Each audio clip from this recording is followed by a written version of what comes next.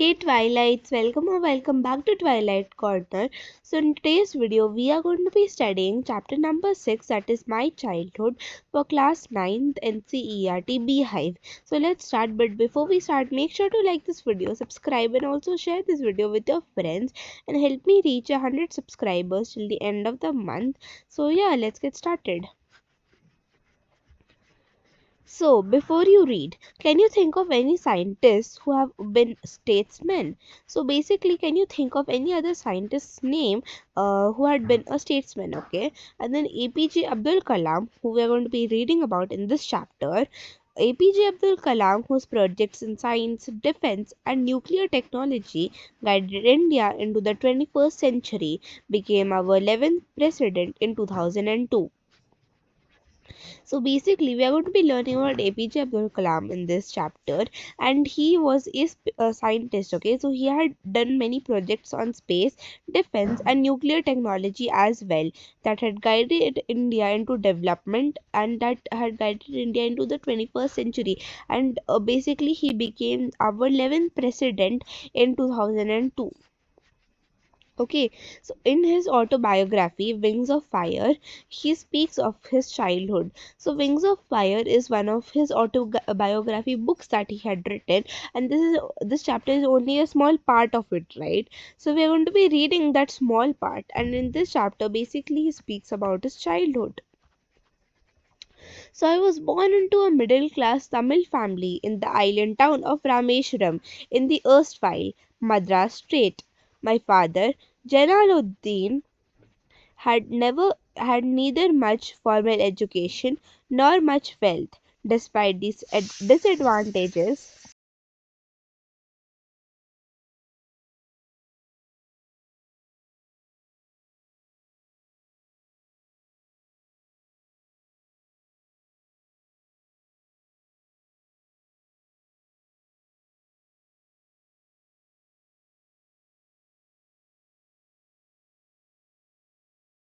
give me a second, okay?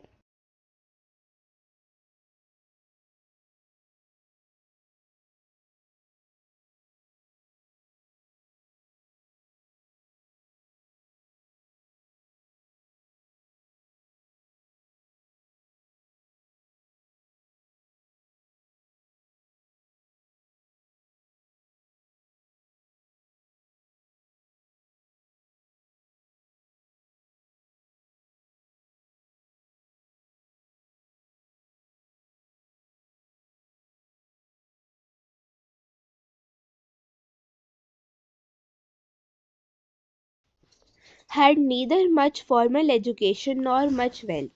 Despite these disadvantages, he possessed great innate wisdom and true generosity of spirit. He had an ideal helpmate in my mother, Ashiamma. I do not recall the exact number of people she fed every day, but I am quite certain that far more outsiders ate with us than all the members of our own family put together. So in this paragraph, they are basically telling that APJ Abdul Kalam, he was born into a middle class Tamil family, and he was born into the erstwhile state of Rameshwaram, which was in Madras, that is now formally now known as Chennai. Though my father Jalaluddin, his father's name was Jalaluddin, right? And he didn't have too much education. He didn't gain too much education, nor did he have too much money, that is wealth, right? But despite all these disadvantages and negative things, basically he had possessed some great innate. Innate means basically a nature, inborn nature ki khud ka hota hai na ki that you're kind or something like that, right? So his father's nature was quite very kind. Okay, so he had true generosity. That means a very giving spirit, right? And then he had an ideal helpmate, Ashyamma. So Jalaluddin's wife was Ashiamma, and Ashiamma was APJ Abdul Kalam's mother as well, right? So basically, Ashiamma, she would cook food, right? And she would feed many outsiders, and many outsiders ate more. There were more outsiders than the members of their own family, right? So this is there in the first paragraph. I was one of many children, a short boy with rather undistinguished looks, born into a tall and handsome parents. Basically, he was APJ Abdul Kalam. He was a short boy and he had many siblings, right? But he was one of those many children. He had very undistinguished looks, but he had very pretty and handsome looking father and very pretty mother, right? So they were very beautiful family, and then they were also born into a very tall family, right? So we lived in our ancestral house, which was built in the middle of the 19th century. It was fairly a large Pakka house made up of limestone and brick on the Moss Street of Rameshram. My Austrian father used to avoid all types of inessential comforts and luxuries. However, all necessities were provided for in terms of food, medicine, or clothes. In fact, I would say mine was a very secure childhood both materially and emotionally. So basically, as over here, it's saying that he lived in an ancestral house, meaning that this house was built by his ancestors and it was passed down, right? And it was a very beautiful Pakka house. It was a large Pakka house which was built in the 19th century in the Moss Street of Rameshwaram. And then he had an Austrian father, meaning that he was very simple and followed simplicity, but he was still strict and severe, right? So basically, he used to buy stuff, obviously, but he didn't buy inessential stuff, the things which were not needed, and avoided all kinds of luxuries. However, all the necessities like food, basic water, clothes, medicine, all that was provided, right? So APJ Abdul Kalam had a very secure plus stable childhood, both materially and emotionally. So this is that is given in the second paragraph. The Second World War broke in the 1939 when I was 8 years old. For reasons I have never been able to understand, a sudden demand for tamarind seeds erupted in the market. I used to collect seeds and sell them to a provision shop on the Moss Street. A day's collection would fetch me a sum of 1 anna. My brother-in-law Jalaluddin would tell me stories about the war, which I would later attempt to trace in the headlines of the Dinamani. Our area, being isolated, was completely unaffected by the war, but soon India was forced to join the war with the Allied forces, and something like a state or assembly was declared. No, emergency was declared. So basically, the Second World War had erupted or it came out in the 1939. Okay, and that time APJ Abdul Kalam, he was 8 years old, and for some reason there was a huge high rise of demand for tamarind seeds, right? Tamarind seeds. So APJ Abdul Kalam, he would collect tamarind seeds and sell it to a pawn shop or a provision shop that would give him some money for the, what do you call it, princely amount of some of a day's collection, whatever he would have. So he would get 1 anna, right? Anna is a old Indian, what do you call it, coin, worth about 6 paise, right? And then over here, this provision shop was on the Moss Street itself. And then his brother Jalaluddin, he would tell him stories about the war, and then he would later, whatever stories were told by his brother-in-law, he would go check it in the headlines of the Dinamani. Dinamani over here is a newspaper of that time. So our area, his area was actually really isolated, and it was not really affected by the war, right? It was not even affected or touched by the war. But India was actually forced to join the Allied forces over there, and an emergency was declared in the state. So the first casualty came, let me just see once. The first casualty came in the form of a suspension of the train halt in Rameshwaram station. So the first, what do you call it? One second, let me just tell you. Yeah, so once after India got in the war with the Allied forces, which was UK, USA, Russia, वगैरह वगैरह, those were the armed forces that time. So basically, what happened was, yeah, at that time, India was a colony of the British Empire, right? Okay, so we were learning about what over here. We are not going to history, we are going to learn about the biography. So it was the first casualty or the first eruption that something happened due to the Second World War in Rameshwaram was that there was a suspension of the train halt in the Rameshwaram station. The newspapers now had been bundled and thrown out of the moving train out on the Rameshwaram road between the Rameshwaram and the Dhanushkodi. अब now if the trains are suspended तो जो newspapers थे they would be thrown out, right? And ऐसे ही they would throw it out on the station. For example, this is your train, this is your station, so they are throwing out the newspapers like this, and the newspapers are landing on the station ka ground like this, right?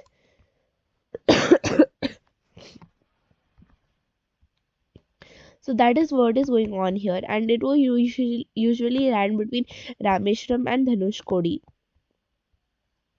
That forced my cousin, what is the name? One second. Is it Samsuddin? Yeah, it is Samsuddin. Shamsuddin. Wait, where is it? Yeah, who distributed newspapers in Rameshwaram to look out for a helping hand to catch the bundles as if I कहाँ गया? Sorry, I keep forgetting where I read. Yeah.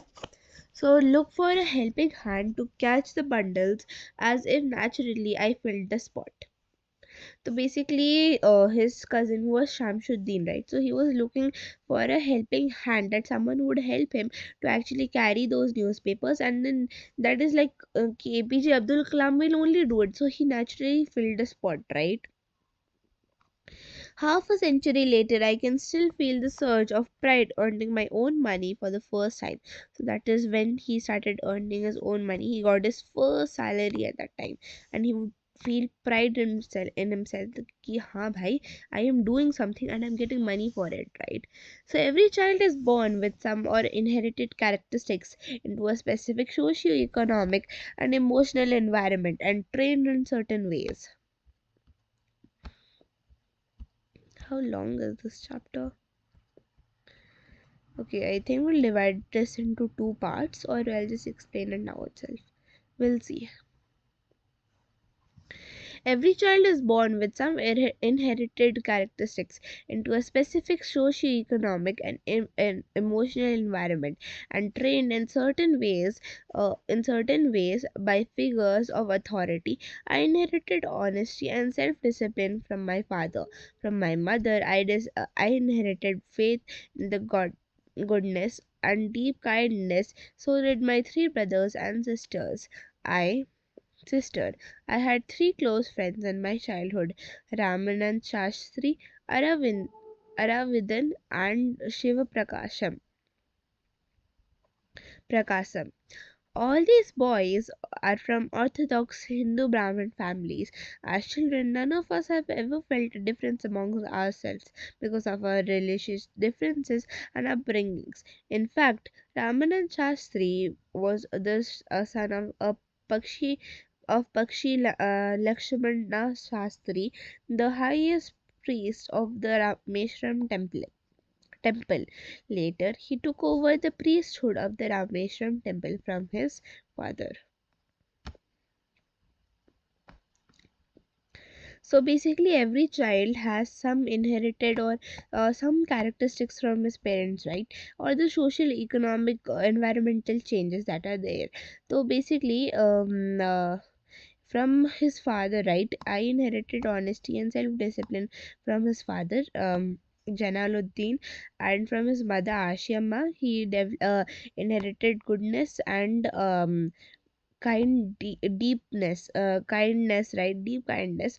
And all he had three brothers and one sister, so all of them inherited the same characteristics. Okay, And then he had very three close friends, or best friends, something like that. तो उनके three close friends थे, that were Ramananda Shastri, Aravindan and Siva Prakasam. So all these three boys belong to what Orthodox Hindu Brahmin families.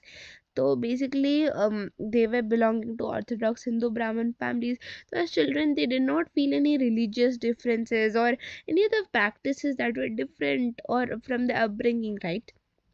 In fact, Ramananda Shastri, he was the son of a priest, Lakshmana Shastri, and then he was a priest in the Rameshram temple. Later, Ramananda Shastri also became a priest and took over his father's shop. ठीक है. Aravindan went into business of arranging transport for visiting pilgrims. So Aravindan, what did he do? He started a transport business for pilgrims, right? For people to move around and see or visit tourist places. And Shiva Prakasam began a catering contractor for the Southern Railways. So he started a catering contractor for the Southern Railways. Okay. During the annual Sri Sitaram Rama Kalyanam ceremony, our family used to arrange boats in the special platform for carrying out idols of the Lord from the temple to the marriage site situated in the middle of the pond called the Rama Tirtha, which was near our house. So during what do you call it? This is the situation what is shown here. This is Lord Ram's what do you call it, statue or idol, which is there. So basically, during the annual or once in a year, there would be something, a function known as the Sri Sita Rama Kalyanam. It was basically a ceremony that Abdul Kalam's family would arrange. Yeah, they would arrange boats and special platforms. They would carry out the idols of the Lord Rama from the temple to the marriage site, which would be there, and then it would be situated in the middle of the pond called the Rama Tirtha. So this was near their house, so they would do it annually, right?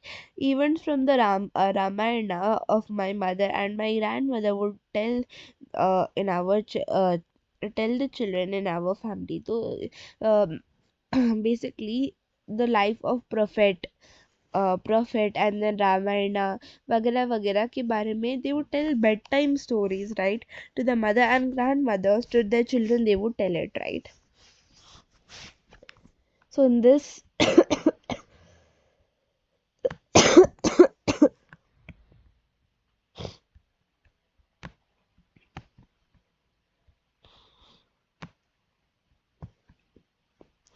so Ashiama would tell bedtime stories to their children about Ramayana and the life of prophet. ठीक है, तो they were Hindu Muslim stories. Okay. So one day I was in the 5th standard. तो वो जब 5th class में थे, at the Rameshram Elementary School, a new school teacher came in our class. I used to wear a cap which marked me as a Muslim, and I always sat in the front row next to Ramananda Shastri, who wore the sacred thread, and the new teacher could not stomach a Hindu priest's son sitting next to a Muslim boy. तो basically क्या हो रहा था, what happened was that APJ Abdul Kalam, his religion was Muslim. Okay, तो he was following Islam, right? तो जब he would wear a white cap, you have seen Muslim people, right? They wear a white cap on top of their head, right, to mark them as, this would be a significance that this shows that they are Muslim, right? And then Ramananda Shastri, he was an Orthodox Hindu, right? A Brahmin family. He belonged to a Orthodox Brahmin family, right? So what he did was he would wear a red color thread on his body, which marked him as a Brahmin. And there was a elementary school teacher who saw all of this, and then Ramananda Shastri and APJ Abdul Kalam would sit together, right, in the front row. ठीक है. The teacher doesn't like this कि भाई एक Hindu priest son and a Muslim boy are sitting together. This basically thought that ऐसा नहीं होना चाहिए bro. Hindu should be Hindu, Hindu के साथ बैठना चाहिए and Hindu Muslims can't sit together. This is what he thought, but this is absolutely wrong. We should respect all religions, right? And basically we should respect everyone, right? So the accordance in our social ranking, as the new teacher saw it. So basically, what happened was, in accordance with our social ranking, as the new teacher saw it, basically he saw it as a social ranking, which is very wrong. I then what I was asked to go and sit in the back bench. Then he was told to sit in the last seat, which is last row. I felt very sad that, and so did Ramananda Shastri. So he was leaving his friend and had to sit in the back, right? So Ramananda Shastri and both of them, they felt very sad, right? He looked utterly downcast as I shifted my seat in the last row. The image of him weeping when I shifted the last row had a lasting impression on me. So he was downcast, meaning that he was sad and depressed, that he didn't want A.P.J. Abdul Kalam to sit at the last row. He wanted him to sit with him, right? Ramananda Shastri. Okay, 1 minute. Okay, we have a few more pages. After school, we went home and told our respective parents about the incident. Lakshmana Sastri summoned the teacher and, in our presence, told the teacher that he should not spread the poison of social inequality and communal intolerance in the minds of innocent children. He bluntly asked the teacher to either apologize and quit the school and the island. Not only did the teacher regret his behavior, but the strong sense of conviction that Lakshmana Sastri conveyed ultimately reformed the young teacher. So basically, after this happened, both A.P.J. Abdul Kalam, he told his father, and Ramananda Shastri also. So Lakshmana Shastri, he was the father of Ramananda Shastri, right? So basically, what was that? Lakshmana Shastri told the teacher that this is very stupid behavior. Do not spread any poison about inequality, discrimination, and communal intolerance, right, of the community. Bhai, ye acha, no, everything is equal, and do not spread poison. All are good kids, they let them sit together, whatever it is. So अच्छे से उनको झाड़ दिया, right? तो what the teacher who was there, right, he also Lakshmana Sastri also told that basically you either quit the school and this island, or else you apologize to the kids right now. And not only the teacher regretted all of this decision and his behavior, but he also apologized to Lakshmana Shastri and ultimately reformed. Lakshmana Shastri actually changed the thinking or the mindset of whom? The new teacher. Okay, and conviction means a strong belief or opinion. Okay, all right. So देखो, religion पे basis करना, this is wrong, right? You should respect all religions. तो यही है. On the on the whole, the small society of Rameshram was very rigid in the terms of segregation of different social groups. So basically, in the small society of Rameshram, it was very rigid or hard in terms to segregate any different social groups, right? In terms of religion, caste, or something like that. However, my science teacher, what was his name? Yeah, Shiva Subramania Iyer, was though from an orthodox Brahmin with a very conservative wife. Conservative matlab, I told you right now itself now, had a very strong belief, right? So was something of a rebel. He did not.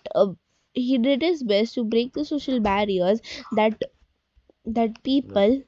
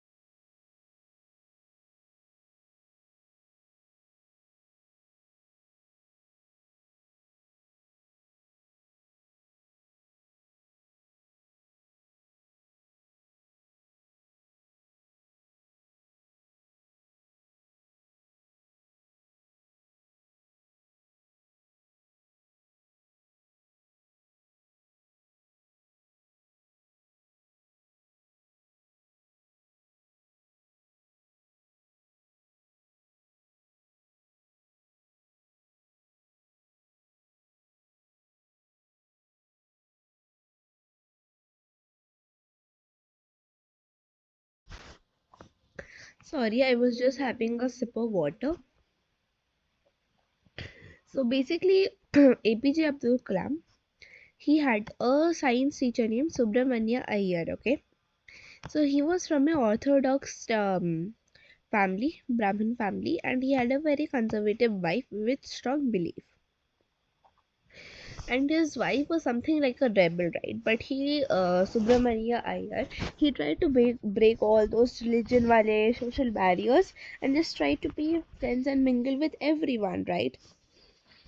Right. And then he used to spend hours with me and would say, Kalam, I want you to uh, develop so that you are on the par of the highly educated in the big cities.